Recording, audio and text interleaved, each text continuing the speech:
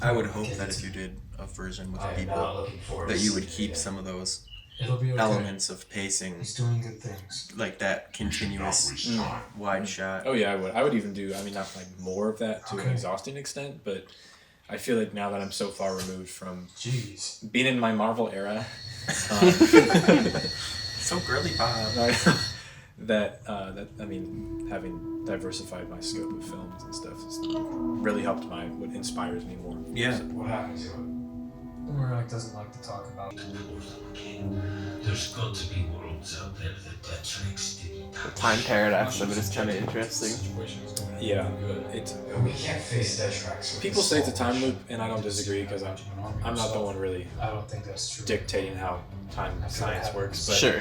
I think of it less as a loop because they die, so they are not living this loop over and over. Correct. Nor is the time itself really looping. It's like linear, and then they just appeared on different times. But Biohero's death directly impacts how these characters react now, which impacts him. It is. And how he will eventually go. It's a weird cycle. It's a closed loop, I should say. Yeah. And it's not a flowing loop. No. Yeah, that's what closed means. I like how you just. It's a closed loop. But it's not a flowing loop. This is the Department of Redundancy Department. No, but I mean, like, if you imagine it like a river that's like flowing continuously. I don't know. And if it was just a circle, I don't think it would be flowing. It would just be a pond. I'm not. Ew! What is that? My question exactly. An exploding squid bomb from Tahoe Stars himself.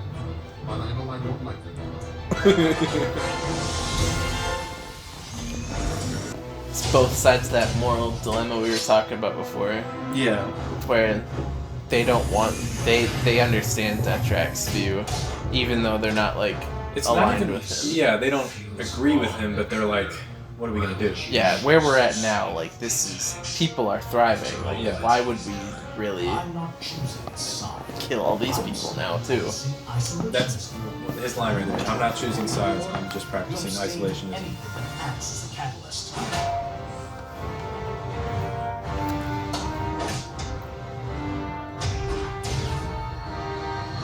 It's pretty interesting that Umarak is kind of like a hero now. Yeah. At this point, he went back and forth. I had some characters that I had issues writing, like consistency-wise. Yeah. Von Nebula and Umarak were two of those characters that I had struggled with. Yeah, I remember Von Nebula kind of being all over the place during our first rewind watch through. Yeah. And he stayed that way too. He fought Stormer in Chapter Omega, and then he helped Stormer in Valor.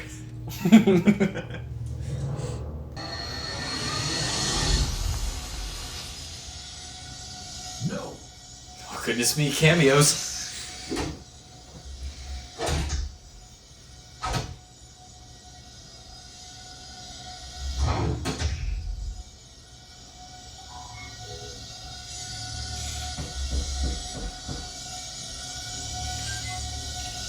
What does it say?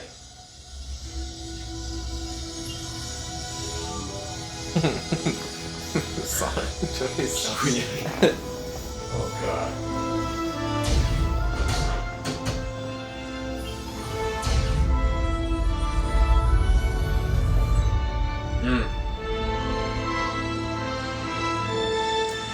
Yeah! Let's go!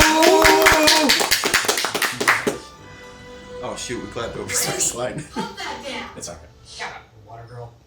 Sister. I know who can answer this. Brandy, no. Yeet, get out here. Oh god. Yeah. Freaking Age of Ultron music. This is my cousin, Yeet. What? Yeet. Brandy has a cousin?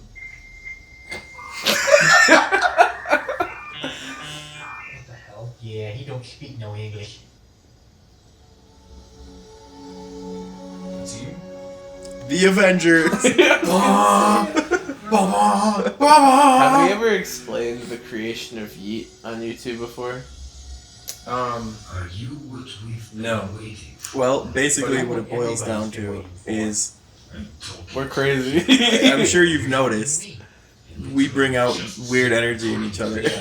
I just said no. And we were in How long have you been biology? 10 I think so. years. And we just kind of yes-anded off of each other. We were at one of those biology like tables, the science tables, where it was like communal. We Yeah. all working on a project together. And instead of working on our project, we were working on a different project. Yeah. Wait, stay safe. And At what we, cost? as Zarin said, we kind of just yes-anded with the idea of a Rakshi that just makes sounds. And so we just started pitching sounds in different situations and the way those sounds could play out. Yeah. They've made tough decisions. And I think eventually we were at lunch, you and I together, and then we started thinking, like, what if we actually gave Randy like a family member? Yeah. And like did that. Have you forgotten? It started off as a joke, but then I think I was like, we have room for that. We can do that. It's funny enough. Yeah. Might as well include it. Then That's right. 'Cause Obviously, you we and I used to be like, because we had 2 different lunch periods in high school. Yeah. And like all of our friends, both like our individual friends and Yeah. stuff, were at the opposite lunch. Mhm. So you and I would just sit together and work on this like every lunch period. We'd at least talk about it, you know. Like I remember going through the first drafts of the script with you and Not just Valor, but also Chapter Omega. and Chronicle of Valor, Valor, yeah. which is why I'm credited as a writer for so many episodes of Chronicle Yeah. of Valor season 2. Yeah. Even though it was essentially, it should have been more of a story credit instead of a Sure. screenwriting credit, Yeah, yeah. but still, you and I basically just kind of, you had a notebook, and we would literally just like I write still have that notes, somewhere. right? Master notebook, yeah, the Spider-Man notebook. Yeah, and just like keep a record of like all of our ideas and how to like structure it and stuff like that. Yeah. I remember one of the Yeet biggest was definitely ideas. one of the craziest ones. Yes. But another crazy one that we had that was never made into the final product of Chapter Omega and Valor was that DJ was going to have a best friend Oh god. named Requise. Oh no. And we're canceled again. Inspired by that one meme, the Spawn die, Spawn die, Spawn die. That's right. yes. Big frolic. Yeah. I won't go That's- any farther in this video, but that's the meme that we're talking about. And it inspired this idea that DJ would have like an assistant that ran the business that he was running, and his name was Requise. That's amazing. We gotta go get all of our new friends. Okay. I like how you always have to lean forward so you make sure the microphone picks it up. That is the end of our second segment. Things are ramped up and we're basically set up for the last hour and a half of fighting, pretty much, and all quippage and comedy and So basically, Fan service. we got past the good part of the movie. we got past the more engaging part of the movie, I think, probably. We can turn our brains off for the next part. Yes. I mean, I noticeably, this middle part 2 of the movie here was a lot less ridiculousness from us because the movie was a lot more engaging, Yeah. and a lot of the actual like scenes that happened in this middle part here was like its peak. Yeah, the drama's building. I feel like, again, I think the multiverse stuff is really fun, and I'm still proud of it in terms of a technical, logistical perspective of putting it together. But tonally, it really does screw with what's happening, Mm-hmm. and it just provides a way for there to be some fun action in between the conflict. It's fan service at its best, but just not really fitting in the movie, I feel like. Yeah. Yeah. Like, I feel like the conflict between the creatures wanting to stay out of it and Biohero's crew wanting to fight, still, that works, that's great. But the goal being to start the portal up so we can bring in a bunch of jokers during the final battle. It's a skew from the plot. Again, still proud of it.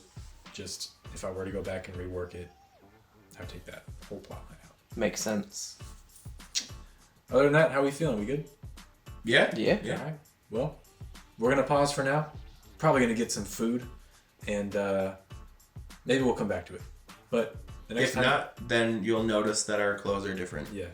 Pretty much. Maybe the environment, too. I don't know if I'm going to go to the effort to Do this all again. do this all. But we love you guys. Thanks for tuning in to the William Furno Rewind 2024. We'll see you in the next episode next week.